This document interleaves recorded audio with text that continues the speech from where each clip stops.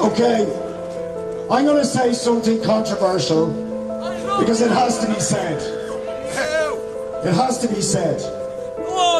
For the last 5 weeks of the massacre and genocide being conducted by the State of Israel against the people of Gaza, that has been justified under the name of so-called self-defense. Now, I am very, very proud to be in a minority of TDs who on the 18th of October voted against a government motion saying that Israel had a right to self-defense.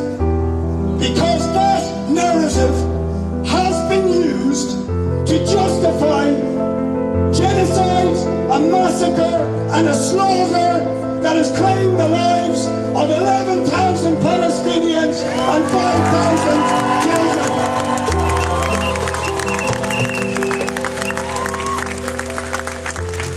And I hope that the people who voted for that will reconsider that narrative of self-defense.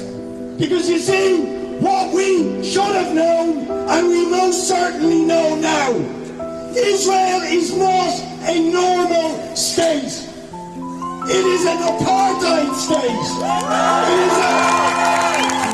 It is a state built on the ethnic cleansing of Palestinians since the day it was founded, with blood and murder in 1948.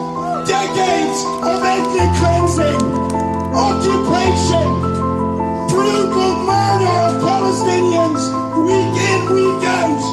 Week in, week out, the seizure of Palestinian land, the seizure of Palestinian territory, the 16-year-long siege of Gaza, reducing Gaza long before October the 7th to a state of permanent humanitarian crisis.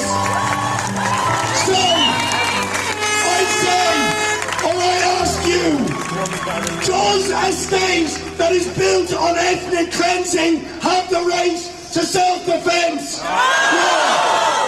Does a regime based on apartheid have the right to self-defense? No. Does a regime that is based on the murderous, brutal occupation of another people and their land have the right to self-defense? No. But who does have the right to self-defense? Who does?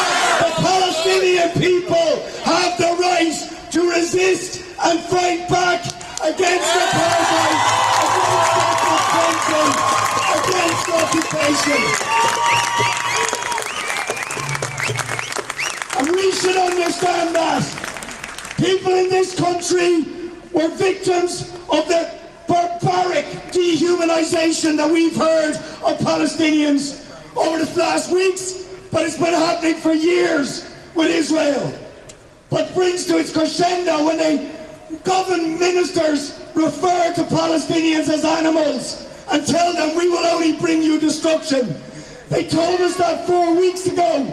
They said they were going to do it, and they've done it.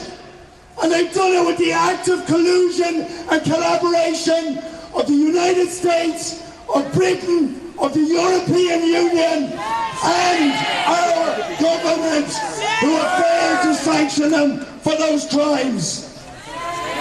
So, exactly.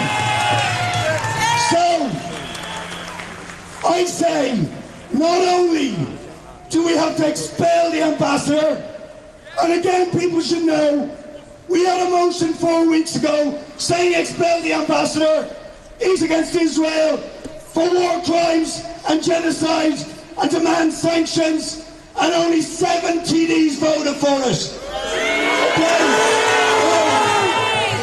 Because of your action, mobilising on the street, things are changing. We'll see what happens tonight.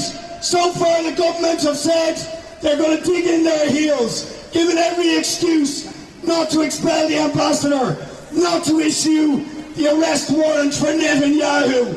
Jesus, they did it quick for Putin, didn't they? jumping up and down, but I can't. Where is the arrest warrant for Netanyahu? So I would say to you, even in the next few minutes, before the vote, target the Green TDs you know with texts and emails. Because these people have said they stood with Palestinians before. Their votes can carry the government or defeat it. So get onto your Green TDs. Get onto your local Fianna Fáil and Fine Gael TDs and tell them you will never vote for them again unless they vote for these sanctions and the expulsion of the ambassador. Last thing, I'm sorry for going on so long, but I want to say something else. Israel could not continue its apartheid regime, its murder and slaughter in Gaza, its ethnic cleansing of the Palestinians without the assistance of the United States of America. The US military are going through Shannon Airport every day. We don't know what are in their planes. We do know on a previous assault on Gaza, there were attempts to bring missiles through Shannon on the way to Israel. We have no idea if that is the case. So we want those planes searched, and in any event, while the US continues to support Israel, to arm it, to give it weapons, the US military should be told to get out of Shannon Airport.